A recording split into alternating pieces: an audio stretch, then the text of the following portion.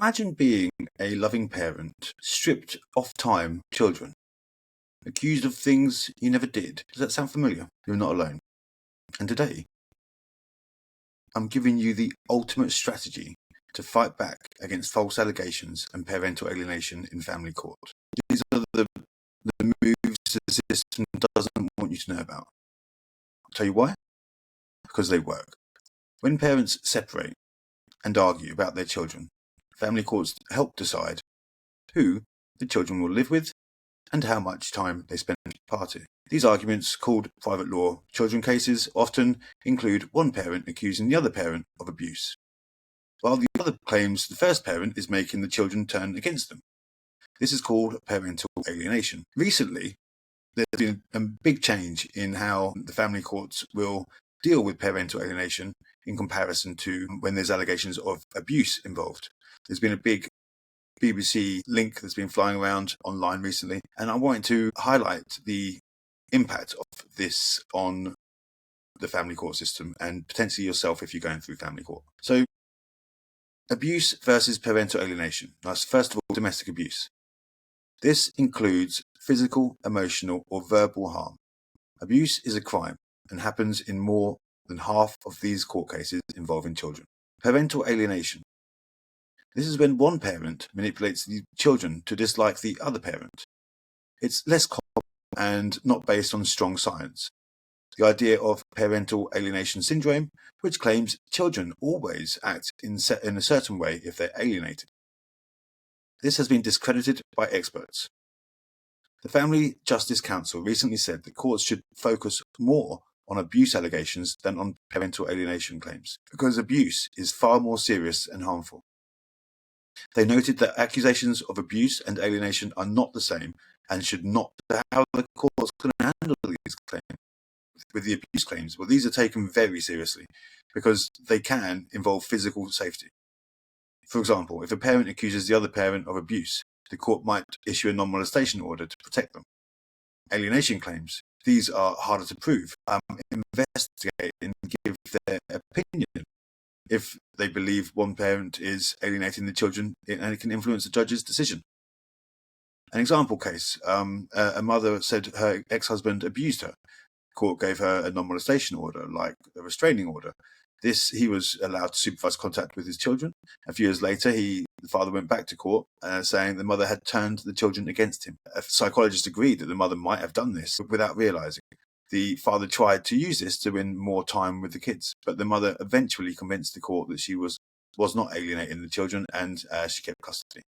So why do these matters matter? These battles can, for families, these battles can drag on for years, making it harder for the children.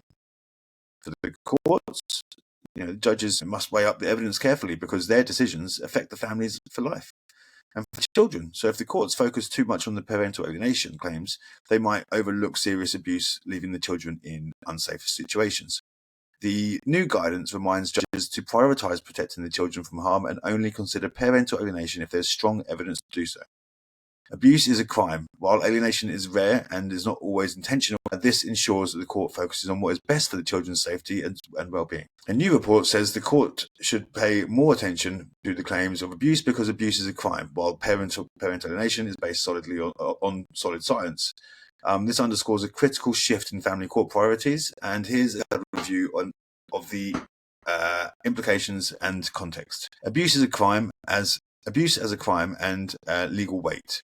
Physical abuse encompasses emotional, verbal, financial, and coercive controlling behaviour.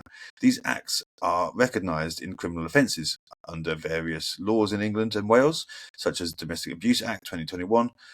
Impact on the children. Obviously, the evidence consistently shows that exposure to abuse, whether direct or indirect, has severe long-term effects on children, including trauma, anxiety, and developmental issues. Court priorities. Given the seriousness of abuse and its criminal nature, the report urges courts to treat abuse allegations as top priority, ensuring that the safety of the children and non-abusive parent is paramount, aligning with the court's focus on the best interest of the children. Parental alienation and its basically the definition. So parental alienation as a definition refers to a situation where one parent is alleged to manipulate a child to interject behaviours can occur. The broader concept of parental alienation syndrome, PAS, has been discredited by experts globally. For lack of evidence, this report points out that the absence of robust peer-reviewed research supporting PAS as a reliable scientific theory. Critics describe it as a pseudo-science that oversimplifies complex family dynamics, and it's got the potential for misuse. So parental alienation claims are sometimes used strategically by parents accused of abuse to deflect attention from their actions. This can muddy the waters for the court, diverting focus from genuine concerns like safety and well-being. Now, why the courts should prioritize abuse allegations, research cited in this report highlights that the more than half of the private law cases involving children include allegations of abuse. By contrast, genuine cases of parental alienation are relatively rare. The severity of this impact. So abuse poses immediate and long alienation, even if true, are less likely to result in the same level of harm. The legal and moral responsibility as abuse is a crime. Courts have a legal obligation to address it with the seriousness that it deserves. Treating abuse and alienation as equally weighted allegations risks normalizing or minimizing abuse. The report's recommendations shift in focus. So the report calls for the family courts to ensure that allegations of abuse are thoroughly investigated and given due weight in decision making. Alienation claims should be scrutinized carefully and only considered when there's credible evidence-based support. So expert testimony, courts should rely on qualified and impartial experts who use evidence-based approaches when addressing claims of alienation to avoid a reliance on discredited theories. Judicial training, judges and family court professionals need training to differentiate between genuine abuse, alienating behaviors, and high conflict family dynamics. Implications for family court victims and cases. Victims of abuse. The report recommendations aim to provide better protection for abuse survivors and their children. Hang on a minute, that just sounds a bit shit. Ensuring their concern. So what happens when it's the man then? Because this doesn't seem like it's going to be the man that's ever going to be the fucking primary concern. So as for parents accused of alienation, it emphasizes fairness, ensuring that alienation claims are not used as a tactical weapon in family court, especially when abuse children. By prioritizing abuse claims, the courts reinforce their commitment to safeguarding children from harm, and both physical and emotional. So within all of this, you've got the statement that reflects a necessary and informed evaluation in family court practices. By prioritizing abuse, which has a clear legal, which lacks solid scientific grounding, the courts reaffirm their duty to protect the vulnerable and focus on the best interests of the children. This shift helps prevent the misuse of alienation claims as a defense against genuine abuse claims, and ensuring that justice is not only served but also aligned with the well-being of the family involved. As long as that means the dads as well, because obviously, it's women that make these allegations up. That's the thing. So what does this mean for men being alienated from their children with false allegations of abuse made against them? For men who feel that they are being alienated from their children due to false allegations of abuse, the guidance in the Family Court Justice Council presents both challenges and opportunities. Now here's the thing. The emphasis on domestic abuse claims. The report claims, it makes clear that the allegations of abuse take priority over claims of alienation. This is because abuse is a crime and has serious measurable consequences for the children and parents. Parental alienation lacks the robust scientific evidence to support the widespread phenomenon.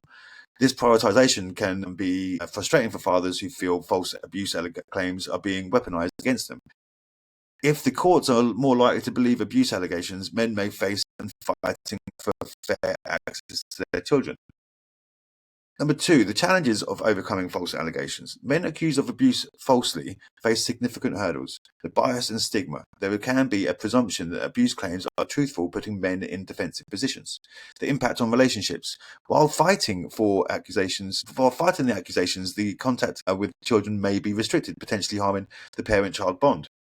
Proving a negative. It's difficult to prove you did not do something, especially when the abuse claims rely subjective on. While parental alienation syndrome is discredited, alienating behaviors do happen and can harm the relationship between the parent and their children. It recognizes that false abuse claims might sometimes be part of these alienating behaviors. Courts should carefully scrutinize evidence and ensure that neither abuse claims or alienation claims are accepted without proof. This creates an opportunity for men to focus on evidence. The father can use documented evidence, emails, video calls, etc. You name it, evidence to it. That you demonstrate that the allegations are false and potentially alienating. The impact on the children. So the courts prioritize the well-being of the children. Showing how the other parent's behavior is damaging the children's relationship with their father can strengthen your case. The role of experts. Psychologists and social workers are often brought into the access family dynamics. While the guidance warns against discredited theories, it doesn't dismiss the involvement of experts entirely. For father assessment of this situation, a qualified impartial expert might validate claims of alienation and expose false abuse allegations. Legal and advocacy strategies for fathers. So basically, you're facing alienation and false allegations. The following steps are going to be crucial for you. Gather evidence. Keep detailed records of interactions with your children and any other parent as well to refute false claims. Challenge false claims. Work with legal team to demand concrete evidence for any abuse allegations. Highlight inconsistencies and lack of proof. Advocate for fair and demonstrate your commitment to your children's needs. Focus on the children's welfare. So show at the court how the alienating behaviours harms them emotionally and psychologically. Long-term implications. Well, the guidance aims to prevent misuse. False abuse allegations cannot be ignored. Fathers falsely accused of abuse must be proactive in demonstrating their innocence with strong evidence, highlighting the other parent's manipulative and alienated behaviours, advocating for courts to order that prioritises the children's best interests, including maintaining a healthy relationship with both parents. While the guidance poses challenges for fathers alienated from their children, it also creates an opportunity to focus on the evidence and fairness. Courts are urged to treat every case individually, and false abuse allegations must be proven to be credible with credible evidence. By focusing on transparency, children's welfare, and exposing harmful behaviours, whether it's in alienation or false accusations, fathers can strengthen their case and fight for a meaningful role with their children in their children's lives. Alienation is a deeply challenging situation, but here's some less conventional and highly effective advice that often can be overlooked. Control the narrative early. Yeah. So number one, control the narrative early. Don't wait to defend yourself. Actively shape the court's perception of you as your role as the father. Provide proactive parenting evidence. Log positive interactions with your children. Photos, school reports, activities. A judge will want to see you as engaged and a loving parent. Character references collect statements from teachers, neighbours, and trusted individuals who can vouch for your parenting and character. The idea is to paint a proactive picture of you, who you are, rather than merely reacting to allegations.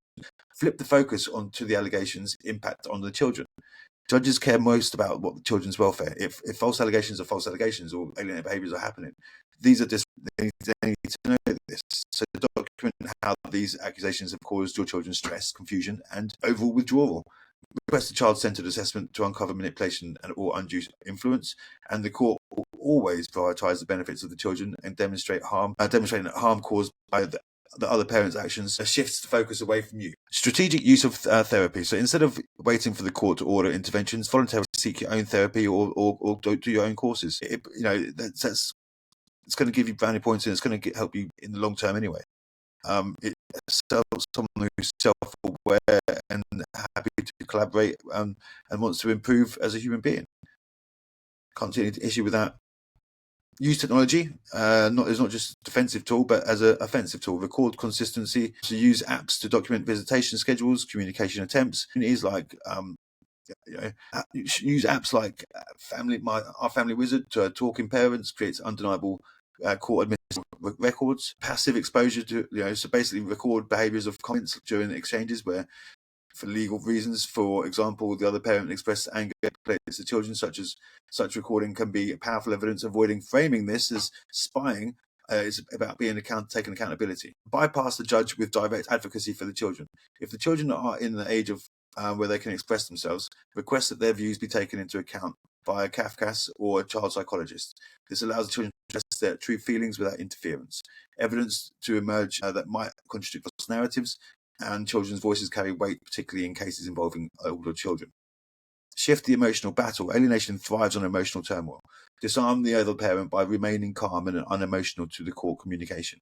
Don't react to provocations. Let the other parent's inconsistencies and manipulations surface naturally. Many alienators self-destruct under scrutiny.